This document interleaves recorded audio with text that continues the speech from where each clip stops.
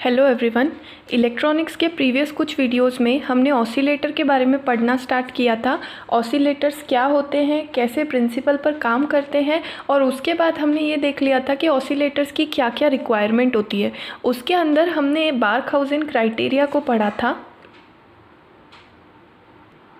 Barkhausen criteria में हमने ये चीज़ें देखी थी कि एक हमारा जो ऑसिलेटर है उसे हमेशा बिना किसी इनपुट के वो काम करता रहे अनंत समय तक। इसके लिए दो चीज़ें रिक्वायर्ड होती है।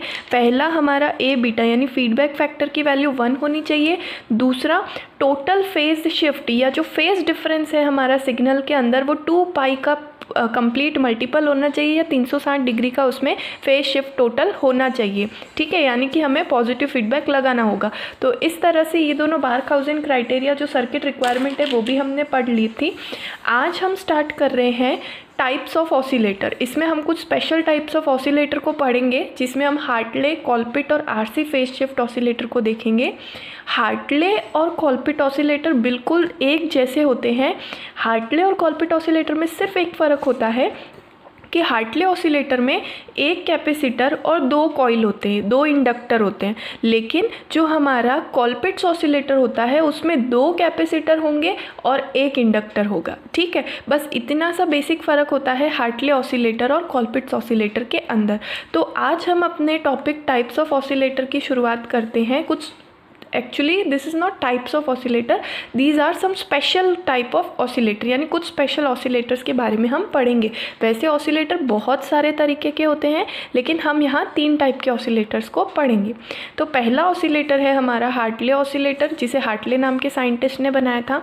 इसका मैंने सर्किट डायग्राम यहाँ पर बनाया हुआ है। मैं आपको सर्किट डायग्राम अच्छे से एक्सप्लेन करूँगी। और दूसरी तरीके से हम इसका सर्किट डायग्राम कुछ इस तरह से बना सकते हैं, इसे हम डिटेल्ड डायग्राम भी कह सकते हैं। इसके अंदर हर एक कंपोनेंट को बहुत अच्छे से दिखाया गया है। तो इसके अंदर पहले हम ये देख लेते हैं कि बेसिक सी चीज़ें क्या क्या होती है। ठीक है, तो मैं यहाँ पर कुछ पॉइंट्स साथ के साथ नोट करती जा रही हूँ। फर्स्ट पॉइंट, इसके अंदर 2 इंडक्टर होते हैं। इसको मैं L से लिख रही हूँ, इंडक्टर पूरा नहीं लिख रही हूँ। ठीक है ना, 2 कुंडली होती है और 1 कैपेसिटर होता है। ठीक है, तो 2 इंडक्टर होते हैं, 1 कैपेसिटर होता है। देखिए दोनों सर्किट में यही चीज़ है, L1 L2 C, L1 L2 और C। ठीक है, दूसरी बात, सबसे इम्पॉर्टेंट बात, इसको वोल्टेज डिवाइडर बायसिंग पर रखा जाता है। बायसिंग ऑफ एम्पलीफायर हम सेकेंड यूनिट ऑफ इलेक्ट्रॉनिक्स में पढ़ चुके हैं, जिसके अंदर 2-3 टाइप की बायसिंग होती है, सेल्फ बायस और फीडबैक बायस, और भी बहुत 2-3 टाइप की बायसिंग्स होती है। तो यहाँ पर हम जो बायसिंग यूज़ कर रहे हैं वो हम बायसिंग यूज़ करेंगे वोल्टेज डिवाइडर बायस, या फिर इसको हम सेल्फ बायस भी कहते हैं। ठीक है, इसे हम क्या कहते हैं, सेल्फ बायसिंग भी कहते हैं। ठीक है ना, क्योंकि ये बायसिंग उस कंडीशन में यूज़ की जाती है जब हमें बिना किसी इनपुट के किसी चीज़ को लगातार चलाना हो, तो इसे हम सेल्फ बायसिंग भी कहते हैं, है ना। तो दूसरी चीज़ ये हो गई।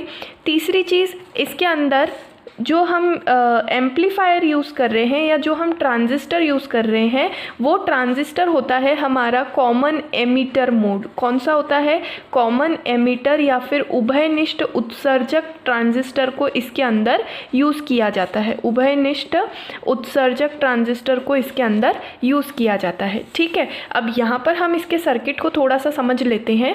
तो यहाँ पर हम शुरुआत करते, पहले हमारा ये सर्किट नहीं होता है। ये जो है ना, ये है हमारा फीडबैक पाथ। तो शुरुआत में फीडबैक थोड़ी लगा देंगे, पहले हम एक बार इसको ऑपरेट कराएंगे, फिर जब हमें इससे रिजल्ट मिलने लगेगा फिर उसको हम फीडबैक कराएंगे। तो शुरू में ये वाला सर्किट नहीं होता है, सिर्फ हमारा इतना सर्किट होता है। तो इसके अंदर एक हमारा टैंक सर्किट है जिसके अंदर 2 कॉइल है और 1 कैपेसिटर है। शुरुआत होती है यहाँ से VCC से, ये है हमारा मेन एक्सटर्नल इनपुट। अब होता क्या है, और ये है हमारी रेडियो फ्रीक्वेंसी चौक कॉइल। ये हमारा एक रेजिस्टेंस R1 है, एक रेजिस्टेंस R2 है और एक रेजिस्टेंस RE है। RE इसको इसलिए कहा गया है क्योंकि ये इसके एमीटर से जुड़ा हुआ है। तो ये वाले जो रेजिस्टेंस होते हैं ये इसको वोल्टेज डिवाइडर बायसिंग देने का काम करते हैं। ठीक है, अब RE से जुड़ा हुआ होता है एक CE, है ना, एक कैपेसिटर होता है CE। तो यहाँ पर मैं आपको लिखकर बता रही हूँ, एक कैपेसिटर है CE जो कि बाईपास कैपेसिटर का काम करता है ना, बाईपास कैपेसिटर का काम करता है। अब बाईपास कैपेसिटर का काम कैसे करता है ये भी मैं आपको समझाऊंगी। एक है हमारी रेडियो फ्रीक्वेंसी चॉक कॉइल, है ना, ये क्या काम करती है, ये जो हमारी रेडियो फ्रीक्वेंसी चॉक कॉइल होती है, सबसे पहले तो ये AC सिग्नल को ब्लॉक कर देती है और DC सिग्नल को ही अलाउ करती है। दूसरी और सबसे इम्पॉर्टेंट काम जो ये रेडियो फ्रीक्वेंसी चॉक कॉइल करती है वो होता है हाई रेजिस्टेंस। ये बहुत ज़्यादा हाई रेजिस्टेंस को सर्किट के अंदर उत्पन्न कर देती है, ठीक है। फिर हम एक ये कैपेसिटर लगाते हैं CB वाला। तो ये जो हमारा CB कैपेसिटर है ये हमारा ब्लॉकिंग कैपेसिटर की तरह काम करता है, ठीक है। ये क्या करता है, ब्लॉकिंग कैपेसिटर। एक हुआ हमारा बाईपास कैपेसिटर और दूसरा हुआ हमारा ब्लॉकिंग कैपेसिटर। और ये जो तीसरा कैपेसिटर है ये तो हमारा टैंक सर्किट के अंदर है। जब ये चार्ज होगा फिर ये डिस्चार्ज होगा तो यहाँ पर हमारी करंट फ्लो होगी, फिर वापस इसके अंदर एनर्जी स्टोर्ड होगी तो ये वापस दूसरी डायरेक्शन में चार्ज होने लगेगा। तो टैंक सर्किट तो मैं आपको पहले भी बहुत अच्छे से एक्सप्लेन कर चुकी हूँ। अब हम स्टार्ट करते हैं इसकी वर्किंग। तो ये तो सारे पॉइंट्स हुए इसके कंस्ट्रक्शन के, कि इसके कंस्ट्रक्शन में क्या क्या चीज़ें ध्यान रखी जाती है। अब हम बात करते हैं इसकी वर्किंग के कुछ पॉइंट्स की।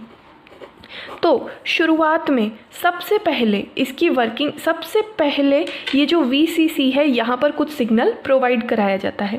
अब जब यहाँ VCC पर एक सिग्नल आएगा तो करंट के पास दो रास्ते हैं, या तो वो इस डायरेक्शन से फ्लो हो या फिर वो इस डायरेक्शन से फ्लो हो। लेकिन मैंने आपको बताया ना, रेडियो फ्रीक्वेंसी चॉक कॉइल दो काम करती है। पहला काम तो ये AC करंट को आने ही नहीं देगी, ठीक है, तो यहाँ से आने का सवाल नहीं। दूसरा और इम्पॉर्टेंट काम, ये बहुत हाई रेजिस्टेंस पैदा कर देती है। यहाँ पर इसका रेजिस्टेंस इतना ज़्यादा है कि करंट यहाँ से होकर के फ़्लो नहीं हो सकती। स्पेशली AC करंट जो हमने बाहर से सिग्नल दिया है वो यहाँ से होकर फ्लो नहीं हो सकता, ठीक है। तो ये AC करंट को यहाँ आने से ब्लॉक कर देती है। तो हमारे पास, हमारी करंट के पास एक रास्ता बचा यहाँ से आने का। तो यहाँ से आकर के करंट क्या करती है, बेस पर आ जाती है। तो हमारा ट्रांजिस्टर जो है वो ऑपरेटिंग मोड के अंदर आ जाता है ना। हमारा सिग्नल इस बेस के ऊपर आ गया तो प्रचालन की अवस्था में हमारा ट्रांजिस्टर आ जाता है। अब क्या होता है यहाँ पर, ठीक है ना, अब इस प्रचालन की अवस्था में आ गया, ऑपरेटिंग मोड में आ गया। अब यहाँ पर जो सिग्नल होगी वो कलेक्टर के पास आएगी, करंट जो होगी वो कलेक्टर के पास आएगी ना। अब यहाँ से ये करंट होते हुए और इस सर्किट के अंदर हमारी जाती है, ठीक है। यहाँ से ये करंट आई थी बेस पर और फिर यहाँ से ये हमारी करंट जो है ये इसके ऊपर चली जाती है ना। ऑपरेट जब ये करने लगता है तो फिर इस करंट को यहाँ पर भेज देता है। दूसरा, ये जो हमारा एमीटर है उसके साथ एक कैपेसिटर लगा है CE, जिसे हम बाईपास कैपेसिटर कहते हैं। ये हमारा क्या करता है, ये हमारा ऐसा काम करता है कि जितनी भी AC करंट आ रही थी, अब बाईपास कैपेसिटर जो होता है ना वो AC करंट को अपने अंदर से जाने देता है लेकिन DC करंट को रोक देता है। तो होगा क्या, जितनी भी AC करंट यहाँ से आ रही थी वो इसके थ्रू ग्राउंड के अंदर चली जाएगी। तो यहाँ पर मैं ये लिख देती हूँ कि जो हमारा CE है बाईपास कैपेसिटर, वो क्या करता है, AC करंट को क्या करता है, बाईपास कर देता है ग्राउंड में। AC करंट को कहाँ कर देता है, बाईपास इन ग्राउंड, यानी जितनी भी AC करंट आएगी वो ग्राउंड के अंदर चली जाएगी, ठीक है। उसके बाद पीछे क्या बची हमारी, DC करंट। तो यहाँ से देखिए ये जो रेडियो फ्रीक्वेंसी कॉइल है ये भी इस DC करंट को यहाँ भेज रही है और यहाँ से भी हमारी DC करंट इसके अंदर जा रही है। यानी कुल मिला करके हमारे इस टैंक सर्किट को बाहर से एक सिग्नल मिल जाता है ना, ये उसके दोनों टर्मिनल हो गए। तो इस हमारे टैंक सर्किट को एक सिग्नल मिल गया है ना। अब उस सिग्नल से ये कैपेसिटर क्या होने लगता है, चार्ज होने लगता है। वही हमारा टैंक सर्किट वाला रिलेशन हो गया, ठीक है।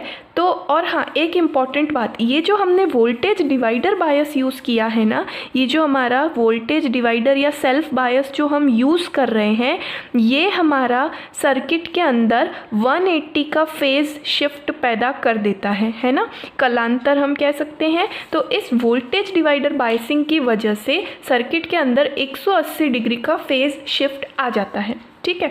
अब हमारा ये जो कैपेसिटर होगा ये चार्ज होने लगेगा। जैसे ही ये पूरी तरह से चार्ज हो जाएगा हम इस VCC को हटा देंगे, ठीक है। अब ये जो कैपेसिटर होगा ये डिस्चार्ज होने लगेगा, ठीक है। डिस्चार्ज होगा तो इस दूसरी डायरेक्शन में करंट फ्लो होगी और इन दोनों के अंदर एनर्जी स्टोर होने लगेगी।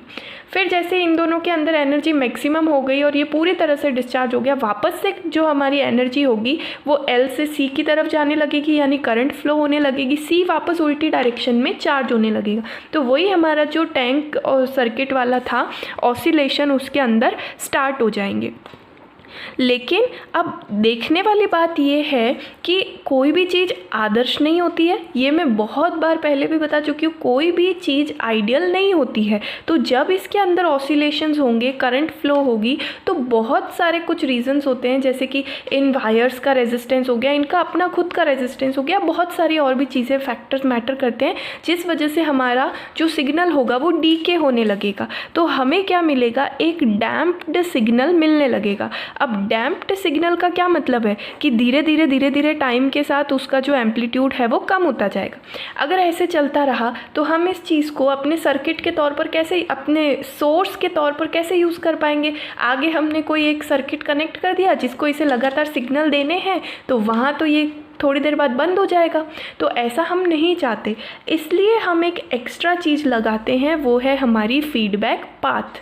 अब यहाँ जो ऑसिलेशंस हो रहे हैं ना, उनका कुछ हिस्सा ले करके इस बेस की तरफ क्या कर दिया जाता है, यहाँ पर वापस से फीडबैक करा दिया जाता है, ठीक है।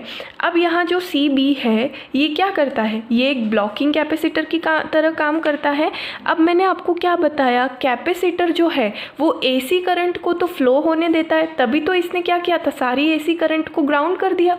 तो AC करंट को तो फ्लो होने देगा, लेकिन DC करंट को आगे जाने नहीं देगा। तो यहाँ से हमें फिर यहाँ पर क्या मिल जाते हैं, AC सिग्नल। क्योंकि इस बात को ध्यान दीजिए, यहाँ से हमने VCC दिया था ना, तो हमने क्या बोला, AC यहाँ नहीं जा सकता, तो इस रास्ते होकर के AC करंट यहाँ आएगा, यही बोला था हमने। अब अगर यहाँ से AC और DC दोनों मिक्स होके पहुँच जाएंगे तो ये तो गड़बड़ हो जाएगी। तो हमें यहाँ इस ट्रांजिस्टर पर सिर्फ AC सिग्नल चाहिए।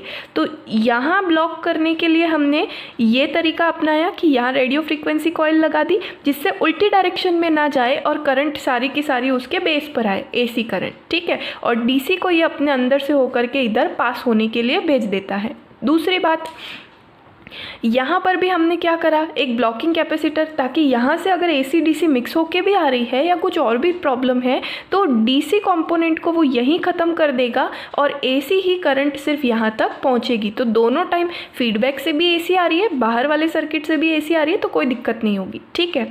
ये चीज़ हो गई। तो ये सिर्फ AC करंट को फ्लो होने देता है और DC करंट को रोक देता है। अब सबसे इम्पॉर्टेंट बात कि 180 का हमारे पास एक फेज़ डिफरेंस पहले से प्रोड्यूस हो चुका है, तो ये तो दिक्कत हो जाएगी।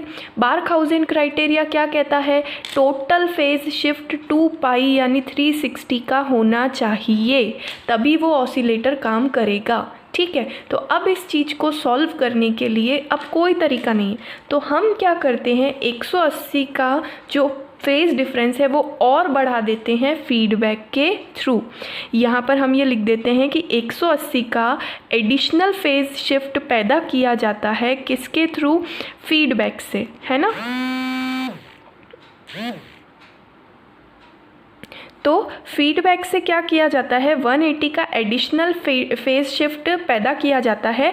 तो टोटल फेज़ शिफ्ट कितना हो गया, टोटल फेज़ शिफ्ट हो गया हमारा 180 प्लस 180। तो कुल मिला करके हमारे इस जगह पर, है ना, इस ट्रांजिस्टर पर जो हमारी करंट पहुंचेगी तो 180 इसकी वजह से, 180 फीडबैक की वजह से, तो कुल मिला करके 360 का फेज़ शिफ्ट यहाँ पहुंचेगा। तरह से टोटल फेज शिफ्ट हो गया हमारा 360, यानी बारखाउजेन क्राइटेरिया का जो सेल्फ स्टेबिलिटी वाला जो पॉइंट है कि टोटल फेज शिफ्ट 360 का होना चाहिए, है ना, वो हमारा क्या हो जाता है, इस तरह से फुलफ़िल हो जाता है और बिना किसी एक्सटर्नल सिग्नल के भी। जो अब देखिए हमने ये फीडबैक, पहली बात तो ये कि उसने एक चीज़ ये दूर कर दी कि 360 का फेज शिफ्ट हो गया। दूसरी बात, जब हम फीडबैक लगा देंगे तो ये डैम्पिंग भी ख़त्म हो जाएगी, क्योंकि क्योंकि जितनी कमी आ रही है ना उतनी ही कमी को हम फिर से क्या कर रहे हैं, पूरा कर रहे हैं, तो डैम्पिंग होगी ही नहीं। तो हमें अनडैम्प्ड ऑसिलेशन जो होते हैं वो लगातार अनंत या इनफाइनाइट टाइम तक बिना डैम्पिंग के ऑसिलेशन मिलते रहते हैं। तो इस तरह से हमारा ये जो हार्टले ऑसिलेटर का सर्किट होता है वो काम करता है। ठीक है, आई होप यू अंडरस्टैंड। अब नेक्स्ट वीडियो में हम इसका डेरिवेशन करेंगे। आज हमने इसका कंस्ट्रक्शन के कुछ इंपॉर्टेंट पॉइंट्स देखे और इसका वर्किंग प्रोसीजर देखा कि ये किस तरह से काम करता है। ठीक है, अब नेक्स्ट वीडियो के अंदर हम इसका डेरिवेशन देखेंगे। I hope you understand.